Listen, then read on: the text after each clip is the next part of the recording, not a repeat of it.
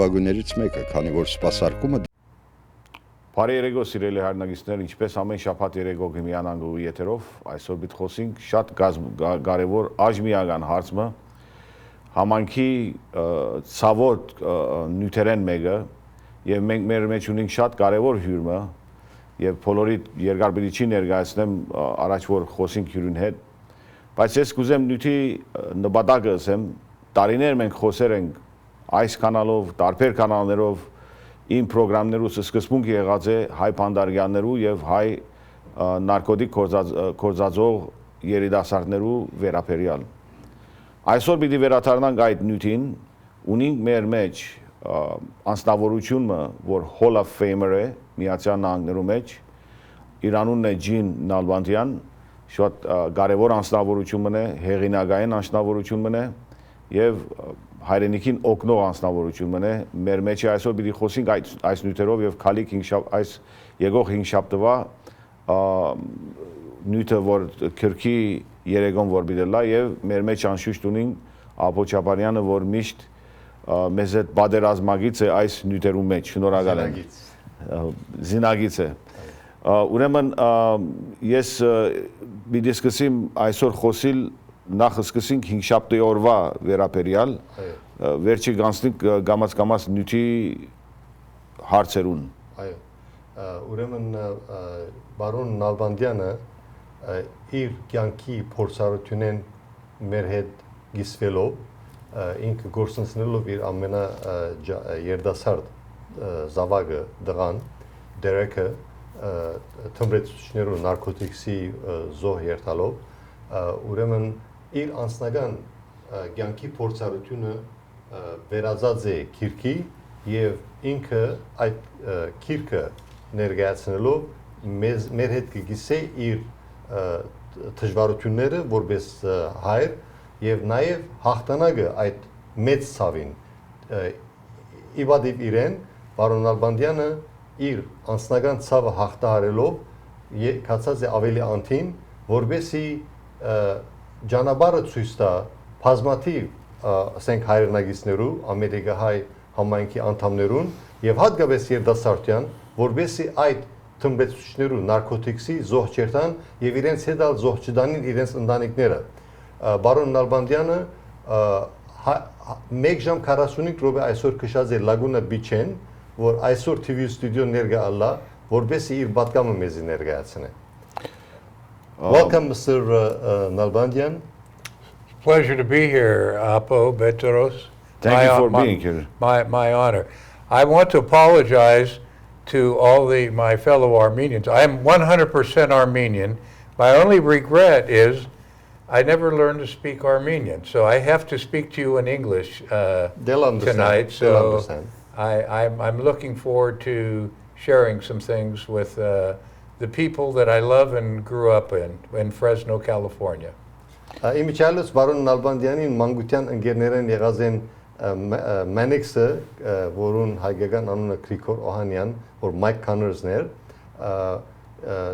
Congressman Chip Pashayan, եւ բազմաթիվ անձնավորություններ, ինչպես նաեւ իր մայրը, ասենք մանկության ընկեր եղած է William Saroyanին, ուրեմն պատմական Ֆրեզնոյեն գուկա Ջին Նալբանդյան։ Հին հայերեն են այսինքն։ Այո, այդ հայերու մասին որ խոսին Ֆրեզնո եկերեն այդ սերունդեն գուկա մեր խոսքով։ Ուրեմն մենք այսօր պիտի շարունակենք մեր հաղորդումը, մենք խոսքը պիտի տանք բարոն Ջին Նալբանդյանին,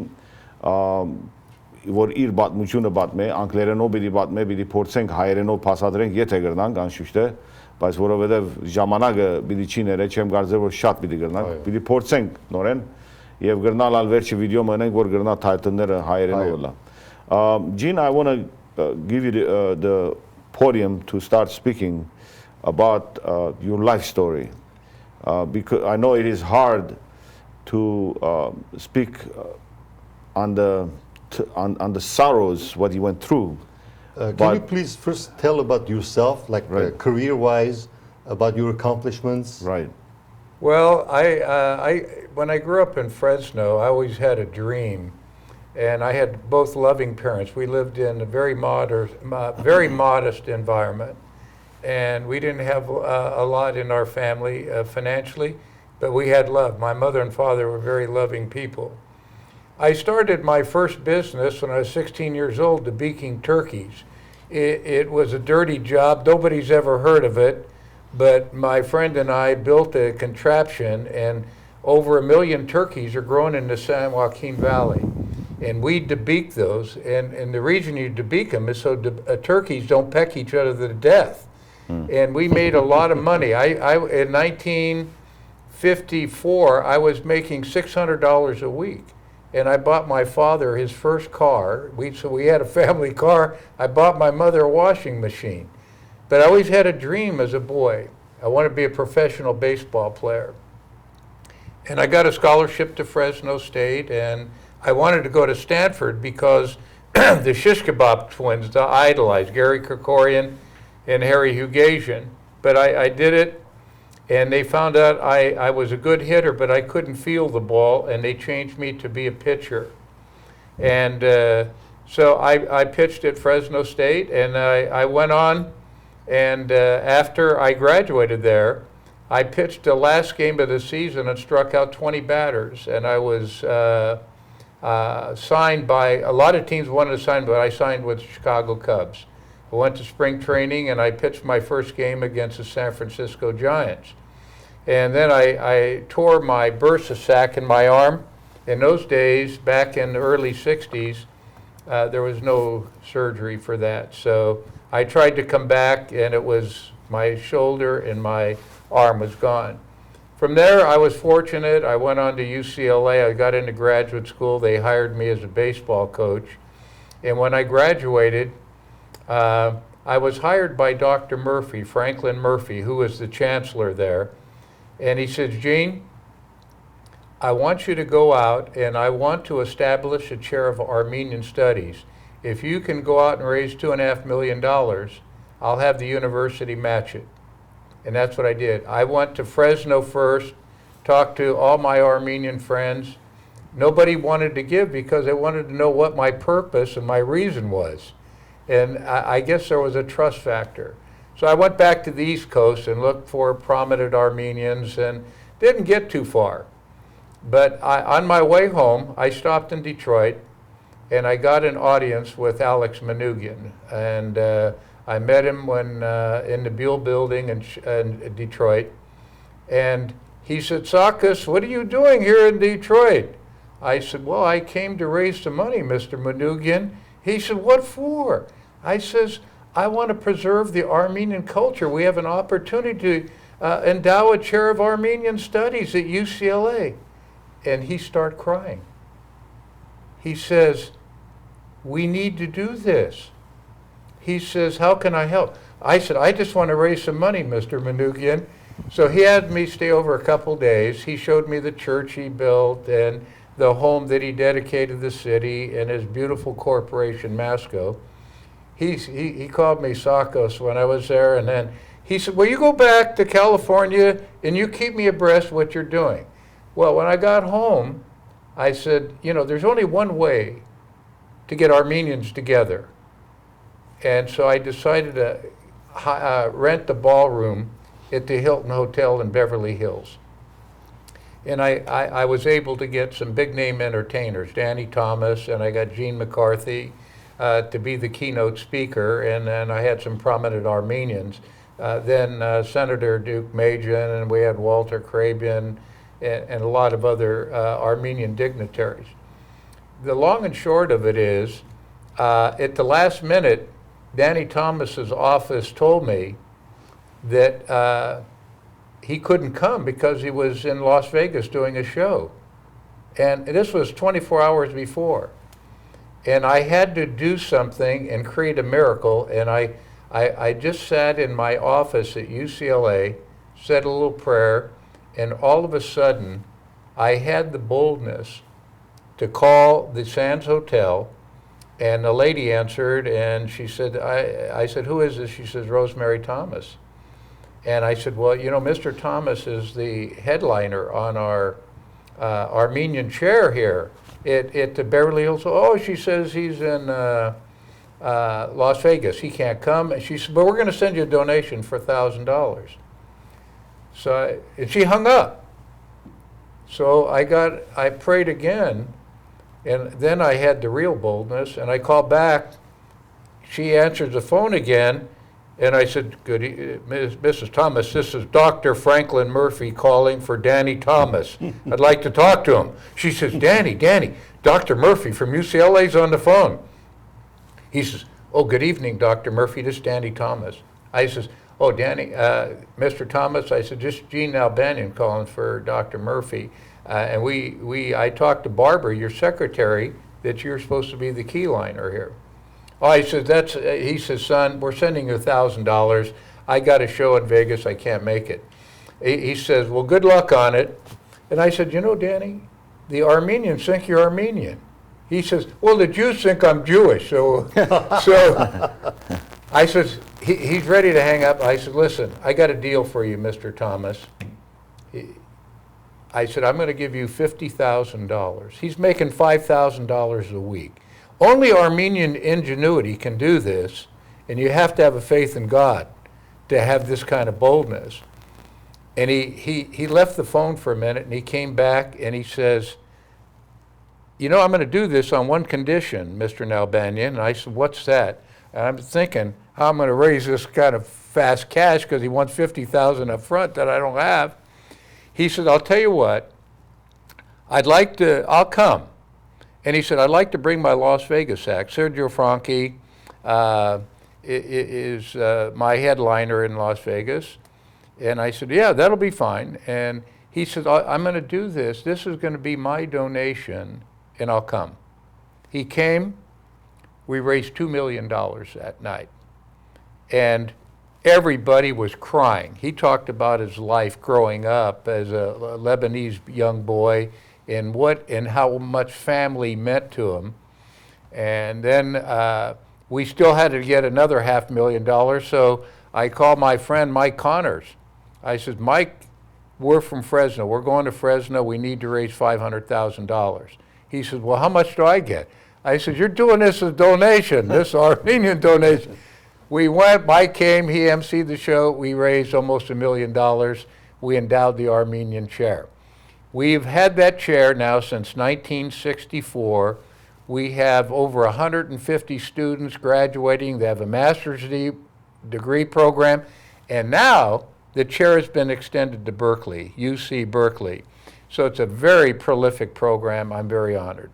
Well, that's a great accomplishment, Gene. Many of us take it for granted in the current generation, when in fact we should really remember the fact that at a time when there was no Armenian chair at any university in California, you helped Dr. Franklin and you made it right. I want to say it in Armenian few words because it's important. Many people don't know who was the founder of the Armenian chair in UCLA, and so many of Armenian youngsters, they go right now, students go, they need to know. So I want to say it in Armenian so even parents can understand.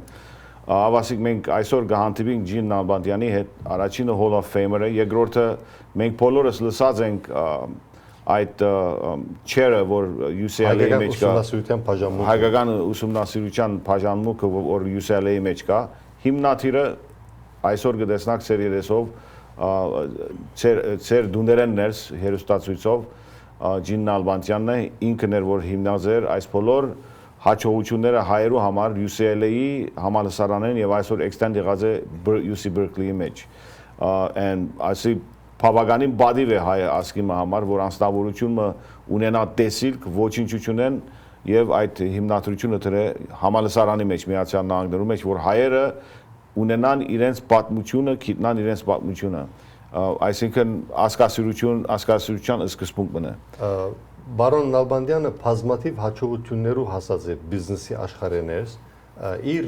ղեկավարության օրով Svensson's Ice Cream-ի ընկերությունը ավելի քան 1500 կենտրոններ, ասենք կենտրոններու հիմնադրումը կատարած է, ադի արդեն շրընթալից հաջողություն եղած է այդ ժամանակը.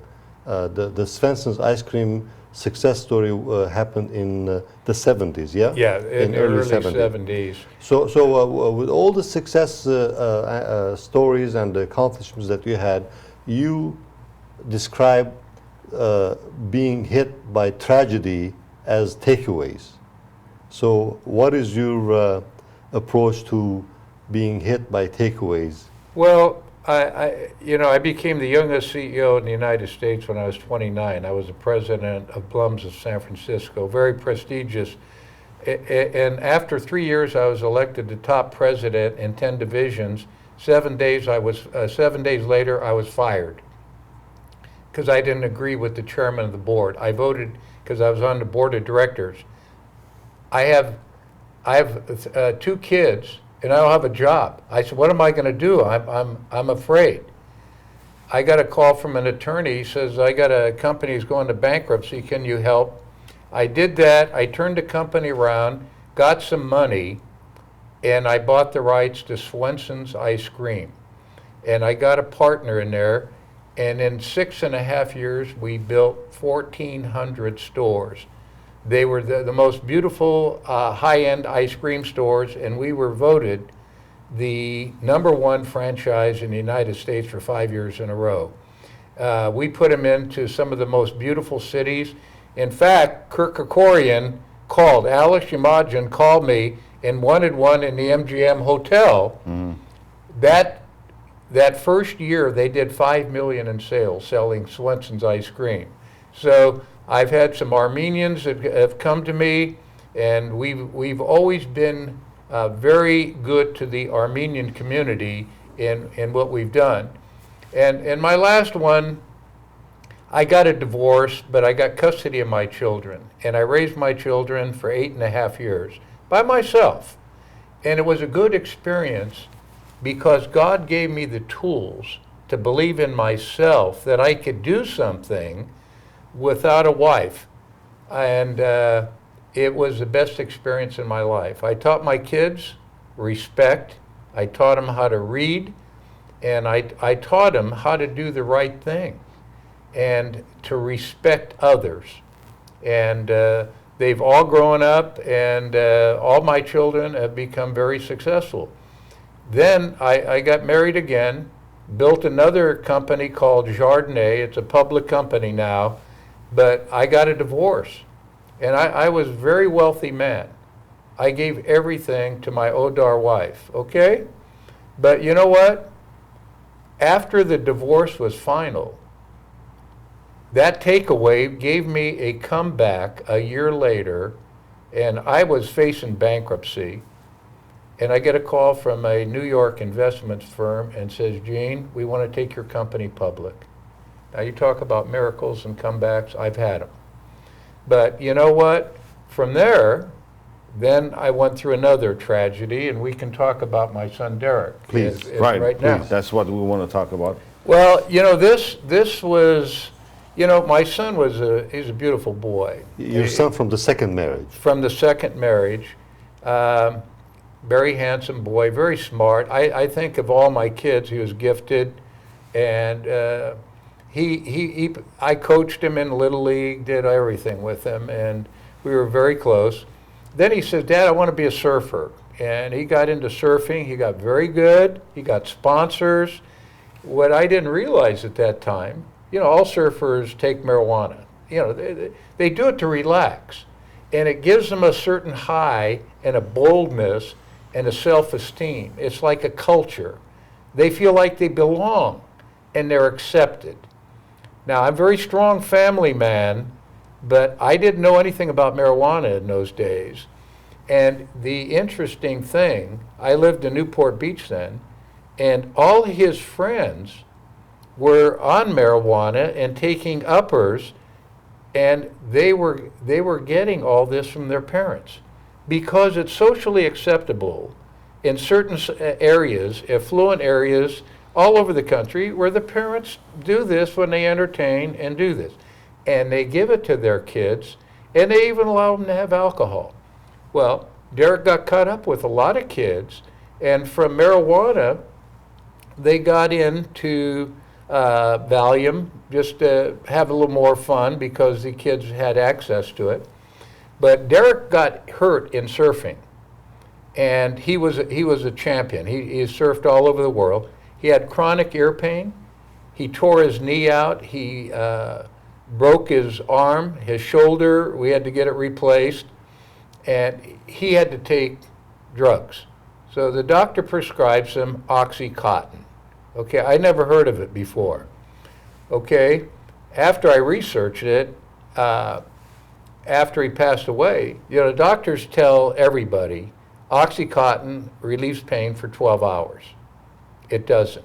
Well, Derek was taking these every 4 or 5 hours, and the pain was so acute. He was taking them, and little did I realize, or even my wife, he was beginning the need and starting a path to addiction. But it calmed him, it took away the pain, but after that, the need grew. And then he was with the boys that said, hey, Derek, we're going to party tonight. And they introduced him to something that gives him a little higher kick that really gets him off the pain, and it's called fentanyl. And fentanyl is a very serious drug. Well, I had set Derek up in a business because my company was very successful. So I invested a lot, and he comes to me and says, Dad, I'm going to grow marijuana because I want marijuana to become a medical drug where we can help people with cancer, Crohn's disease, and all these things. And he says, I'd like you to invest in my company. And he got a sponsor called High Times in New York, which is the marijuana. High Times magazine has distributed 10 million people. And at that time, this was about 20 years ago, marijuana was just coming into its own. Well, he got such an audience to start growing marijuana, and he started doing shows to teach people how to grow marijuana in a patented system that I made, that I was using to grow plants in. And it was my plant business, and my business was extremely successful. Well, when he told me he'd like me to be his partner, I said, this is going too far. So I took him to get him drug tested because my wife said, I took him, he's clean. So I took him to a specialist, and he told me, he said, I'm going to do another test. He says, all these kids know how to pass the drug test. 98%, 99%. You know what he did? He tested the follicles in his hair. He said, your son is borderline addict now, and you got to do something. So what did I do? I found the best rehab center in the United States. It's very expensive. It's called the Ranch in Nashville. I sent him. Only 18 boys can go in. It's $40,000 a month. But I had some insurance that paid for a good half of it. So he's there for 2 weeks. There's 17 other boys.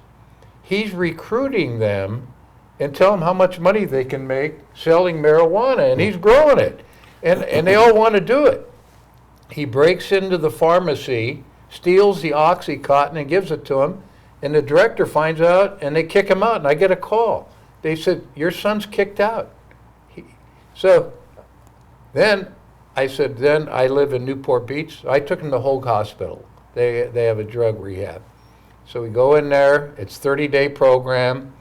We can visit on Sundays. I go. I sit with all the parents. These kids have serious drug problems because they're right on the borderline of being dependent on this drug, but there's a chance to get out. And this is a vehicle that a lot of parents have to make, because if you let your son make that choice, or your daughter, it ain't going to happen. So I went, I talked to the psychologist, I talked to the doctors. He graduates with honors through the 30-day program. They said, your son's clean. I said, thank God. So they sent him to a halfway house just to prepare him to get into a little program to be in AA. just to get a support group to help him. Well, he fights with the director and he gets mad and they kick him out of the halfway house. So my last resort, I find another place called Miramar. It's very strict. No parents, nothing. They have these doctors, psychologists. So I don't see him for 30 days. And so they call me and say, he's okay. He's fine. Charming boy, very bright. And he says, Dad, I'm born again. I'm a Christian. Well, we raised him as Christians in our church, and all my children believe in Jesus Christ. And that's the way they were raised, because we had faith that kept us together. So I'm thankful.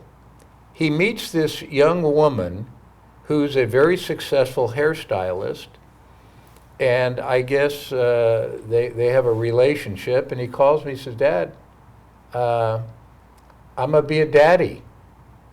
I said, well, that's good. Well, congratulations, Derek. He says, Dad, I want to be a dad now, and I'll raise him. So being a good parent, I said, let me help you.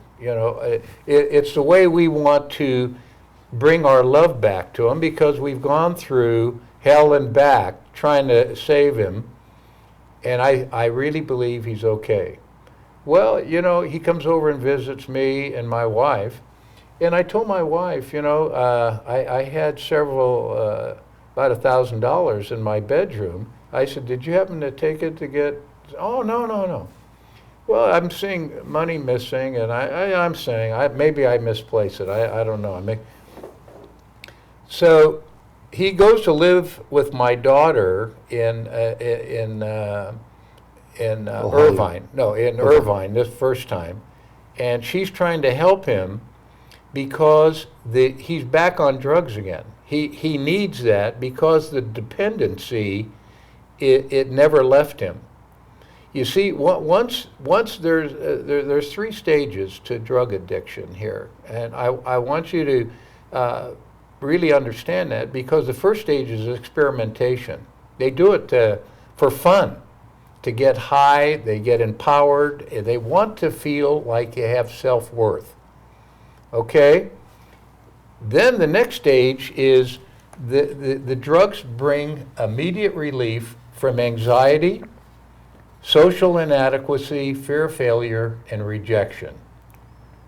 Okay? That's why they do this. But that's why they get in groups and reinforce each other. Now, once that wears off, they become depressed. They have to deal with depression, and they go back. And that is the beginning of what I call dependency. So the third stage is this. Either the parents are aware or the child is aware that they have a need for help. And if he makes or she makes the choice to get the help, they could and can be cured, but there's no turning back. If the choice isn't made, they are dependent, and it will lead to either suicide or it will cause an overdose. And that's what happened to my son. Okay, he OD'd by taking fentanyl in such a degree that when I talked to the coroner, he said, your son he lost all consciousness, he lost all his faith. And you know what happened, folks? The power and the gifts that God gives all of us, wisdom, love, understanding, sharing, and giving back, he was robbed of that. He had no spirit left. And he overdosed with fentanyl and Oxycontin in his body. And, I tried to really understand this, because you go through grief, and I'll tell you, you live in darkness. I lived in darkness, and I was getting a divorce over this with my wife, which was another tragedy. And my business is starting to go because I can't even cope with the loss of a son. And I pray that none of you have to go through that. It's devastating. when I came back around, God lifted me up and said, walk with me. And I'm going to walk with me, and I'm going to instruct you and teach you how to deal with this. I will counsel you with my eye upon you. And it awoke my spirit and gave me the hope to get over this. And I did. You know, I came to this conclusion. This kid had everything. He was charming, handsome, charismatic. He made the choice, and I reasoned he could not be a father to his son. He knew it. And I believe he took the path that only choice he could make was he loved his son so much. He didn't want to leave that, the legacy of his life that his son had to grow up with. So he OD'd, but to me that's a form of suicide too. And that's kind of my story in short here. That's actually story and a powerful message to others, because so many families in our communities go through what you've been through. Your reality brings us to our reality in the Armenian American community, and I commend individuals like Bedros for being in the forefront of this public discussion on drug abuse in the Armenian American community. And I've talked to certain members of law enforcement community, and I've learned that thousands of Armenian American youth are addicted with the drugs. So, and sadly, many of our Armenian faith-based and community-based organizations are keeping silent about this, and that's not acceptable. So, by pushing this major issue under the rug, it's not going to go away. It's going to get worse. So we must band together. We must really create a working community so that we can jointly overcome this white genocide.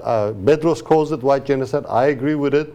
This is white genocide, and we must overcome it. We must come up with a radical solution. I don't know how we can come up with it. It's not easy, but we must put our head together and move forward. By the way, on July 20th, Thursday at 7 p.m., Gene Nalbandian will present his book, and he will present his message. And along with Gene, we will have a number of guest speakers, such as Dr. John Simonian, who was the chief surgeon to Presidents Reagan and the father, George Bush. And the next speaker, as you see on the screen, is Reverend Joe Matosian. He's the spiritual priest, the director of Armenian Evangelical Union of North America. I will be the moderator of Q&A, and then Helen Haig, policy advisor, deputy policy advisor to Governor George Ekmejian. Of course, Bedros Hajian, who has been in, who has survived the experience with drug and gang reality in his life, and he has went on to become a doctor in theology and also a specialist in drug rehabs. And then Saro Ayvazians, he's the program director at AGBU Generation Next. And by the way, I'd like to thank AGBU Generation Next, along with For a Better Future nonprofit organization, as well as Ararat Foundation, for joining forces to present the Thursday, July 20th, 7 p.m. event at the AGBU Vache Manoogian Center in Pasadena. And on this occasion, I'd like to thank also Bedros Hajian for inviting us to his TV program, and as well AABC TV and Garun TV of For a Better Future.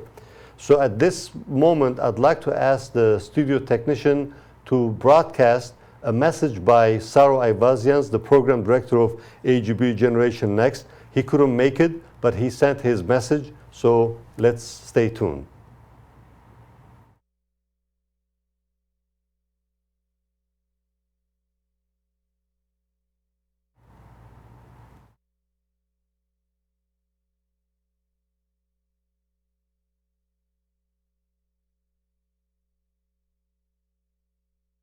Hi everyone, my name is Saro Ayvazian and I am the Program Director for AGBU's Generation Next Mentorship Program. We have been around since 1998 and have been working with the Glendale Unified School District since then to support young Armenian youth in the school district. Our primary goals are to support these young Armenian youth to really uncover their talents and their skills and to support them as they transform their lives over time with the support of young adult volunteers who we call mentors. These mentors spend time with these young mentees, with these young students, and hang out with them and spend time with them and provide them with advice and support and share resources and opportunities with them. We want our young people to become confident. We want them to start thinking about their education. We want them to stay away from drugs and gangs and things of that nature. We are a prevention-based program, and we are here to support the community at large. This program specifically focuses on our young Armenian at-risk youth in the middle school. Mr. Nalbandian's book really hit home with me. After reading it and after speaking with him, I came to the realization that the issues he discusses are exactly the issues that I am dealing with as a youth worker. The kids that I work with today are dealing with these very issues. They're dealing with drugs and drug use, and not all of them have the same type of family support. What strikes me in reading this book and in speaking with Mr. Nalbandian is his ability to not only cope with the situation, but to be able to take the tragic loss of his son and share that story with our community. What he has done is he's opened our eyes and he has brought to the forefront of our community a very taboo subject, which is one of the many very taboo subjects that we have here, which is drug use.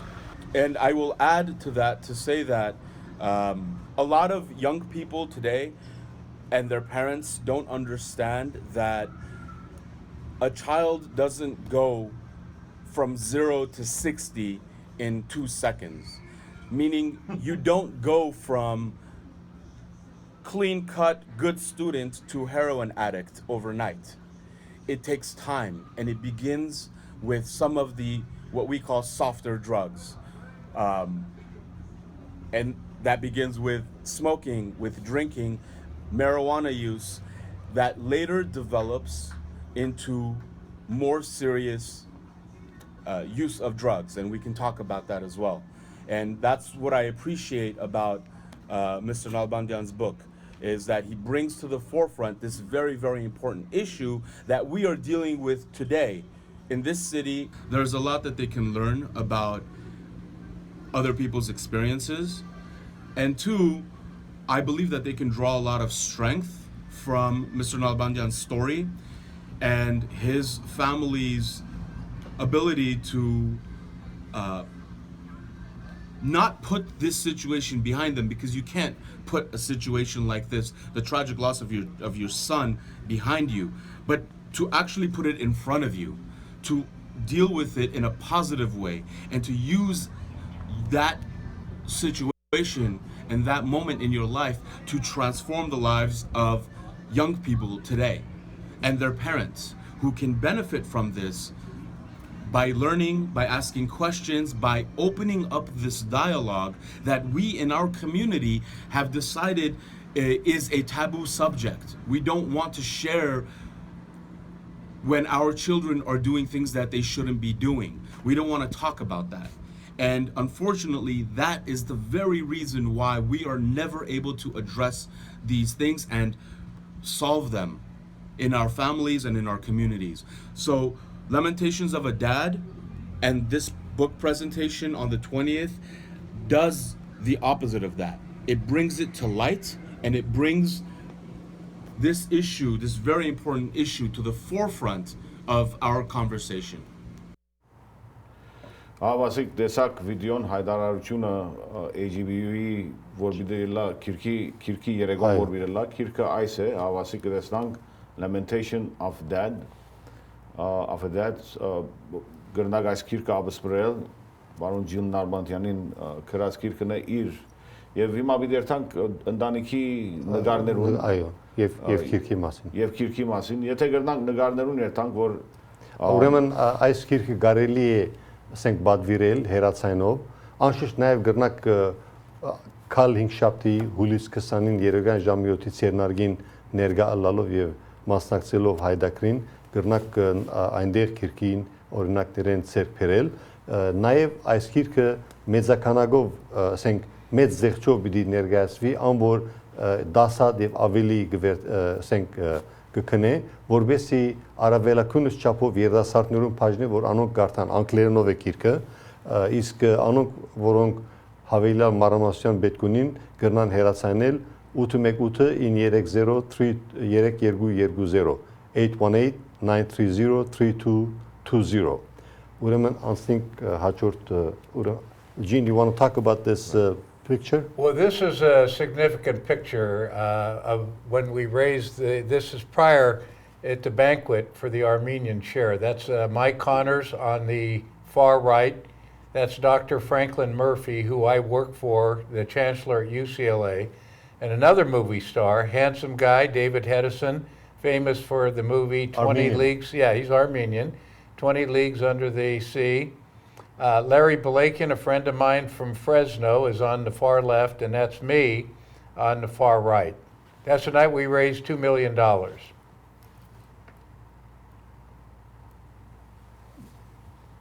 Gene and the cover of the book.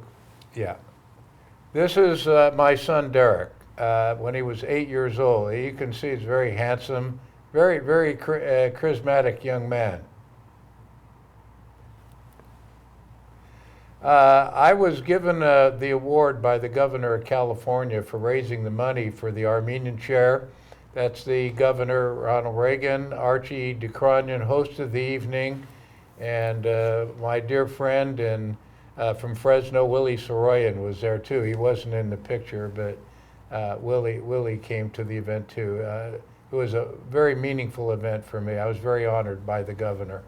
And of course, Governor Reagan went on to become the president. Yeah, this is my friend on the far right, Walter Crabian, very famous attorney here in Los Angeles, and he was an assemblyman at that time. That's Jesse Unruh, the Speaker of the House in California in the 60s, and the legislature awarded me a resolution for endowing the chair and recognizing the Armenia community and its culture.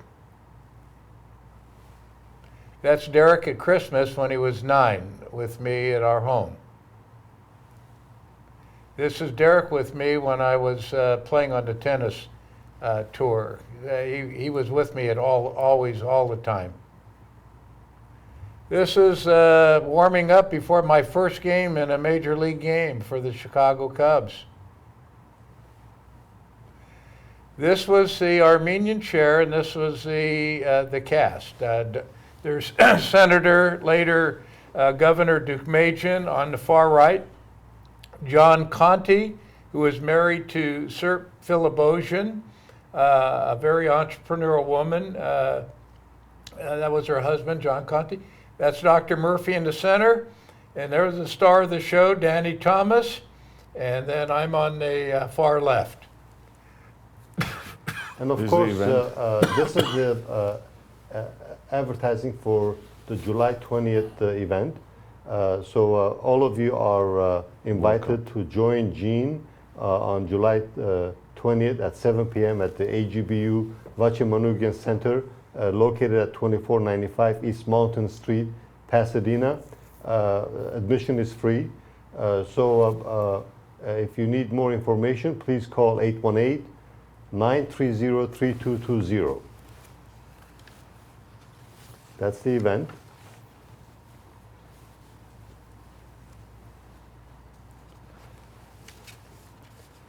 Հաջորդը։ Okay։ Վերադառնանք ուրեմն սիրելիներ, ինչպես որ տեսակ նկարները Ջին Նալբանդյանի երեխան, որ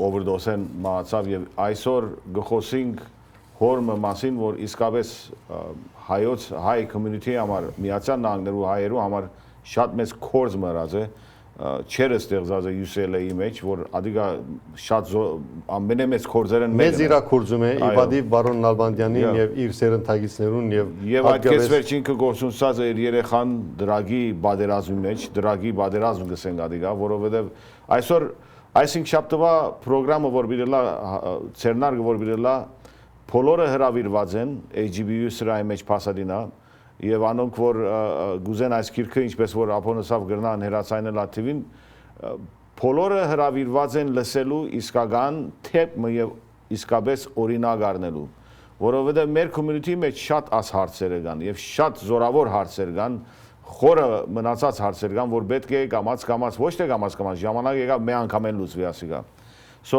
հիմա պիտի հարցում հարցնեմ բարոն Ջին Նալբանդյանին որ այս ուրդեղեն ընտանիքը ինչ կապ ունի ինչ տեսակի կապ ունի ընտանիքը այս հարցերու մեջ եթե գուզես տունար ինչ ընտանիքին թերը ինչ է հայրը եւ մայրը ինչ պետք է անեն Ջին what is your advice to Armenian American parents to young kids today and how they could protect their kids?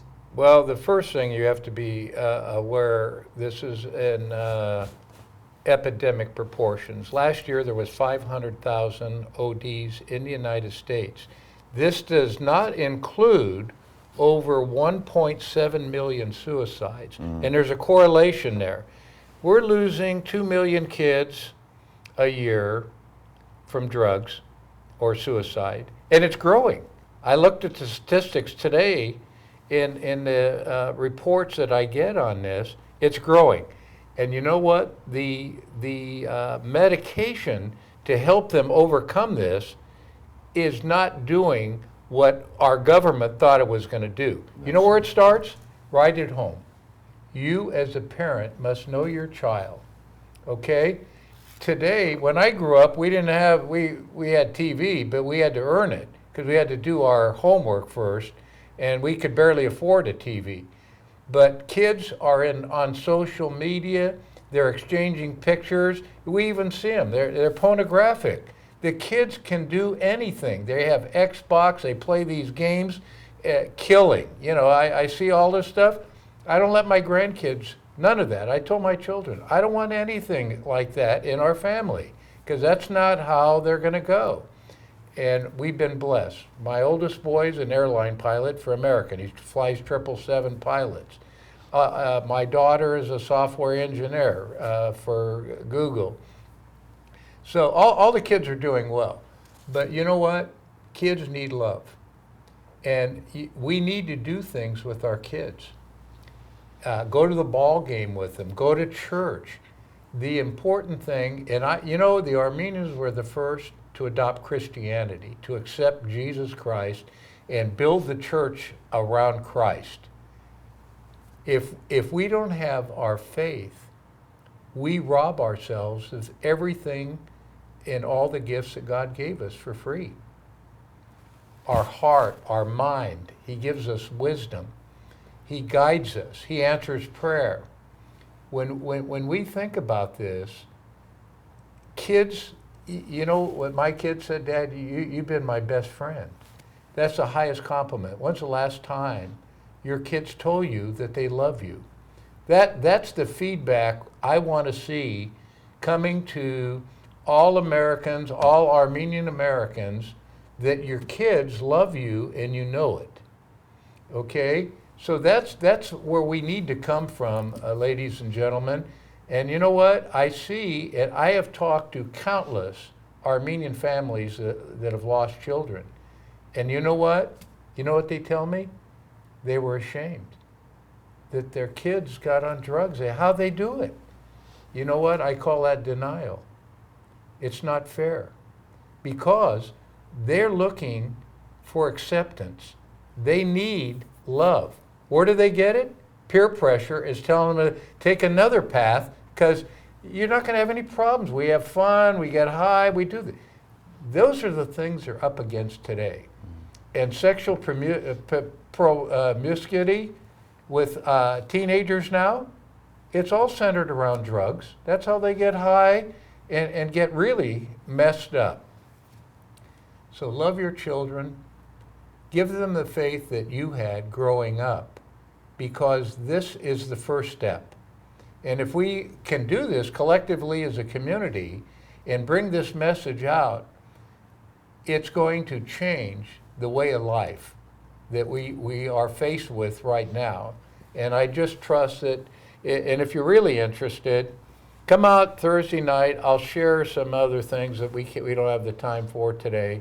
And I would be glad to answer any of your questions because I've been through it. And I don't want to see any more Armenian families or any families hurt because it is devastating. Bedros, do you agree that the number of Armenian youth who are inflicted with drug abuse is over 18,000 in Southern California? I would say 40% are on drugs. I don't know numbers. It's 40%. 40%. The numbers are humongous because faith-based churches, they're not doing their job. They're into their circles. Even the church has lots of issues with their children, drug users within the church members, the children of church members. So that brings us to a crucial question: are the families going to rely on the government and community organizations to keep their children off of drugs, or the families should become proactive, like Gene has advised many parents should be proactive in the business, in the holy business of raising their kids, and befriend them at every step of the way and show them love and camaraderie, like friendship, strong friendship. Do you know what they've taken off? It's like mathematics. They've taken the common denominator out of the solution. They've taken Christ out and they implemented and they introduced secular psychology and psychotherapy. Very good. And medication, which doesn't give healing. One example, his son, unfortunately. So many tried, but it's not faith-based. It has been proven. I remember back in 1996, I wrote Washington Post.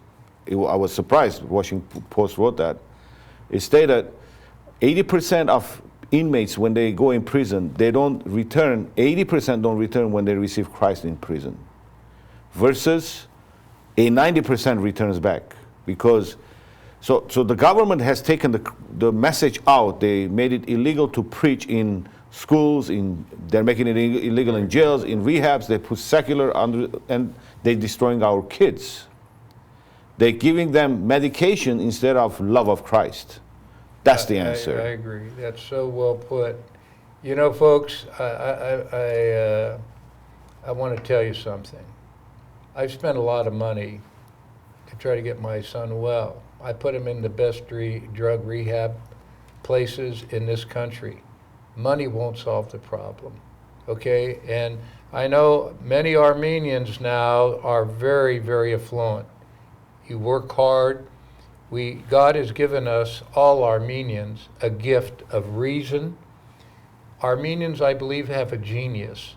We are a beautiful culture. We're enriched because the foundation of our culture is that we adopted Christianity as our way of life. And that is, like Bedros said, it's faith-based. Take that step. If you're there, I hope you're not facing this, but that would be my hope for all. The hour passed so fast. We came to the conclusion of the program. So thank you, Gene, for being here with your powerful testimony, my with your pleasure, powerful message. yeah. And this was a small message from what we can hear Thursday night. Everybody's invited. Thank you, Appo, for inviting. Thanks for having us. Thanks for being here because it's a very important message. It's important that we take matters in our own hands as a community, as individuals, as families. We need to be self-determined individuals, families, and community, and become the engine for transformational changes towards the better in the wider community. So we need to join forces. The book is available. It's called Lamentation of a Dad, and you can all come to AGBU in Pasadena Thursday night, this coming Thursday night, which is on the 20th. July 20th. Until next week, God bless you all. Եթե հավատում եք մաքուր էներգիային, այնուամենայնիվ կարծում եք, որ այն թանկ է եւ անիրական, զանգահարեք Solar Optimum հենց հիմա։ Մենք կօգնենք ձեզ վերահսկել ձեր անընդհատ աճող հոսանքի արժեքից, ինչպես նաեւ կապահովենք ձեր տունը անսպասելի հոսանքի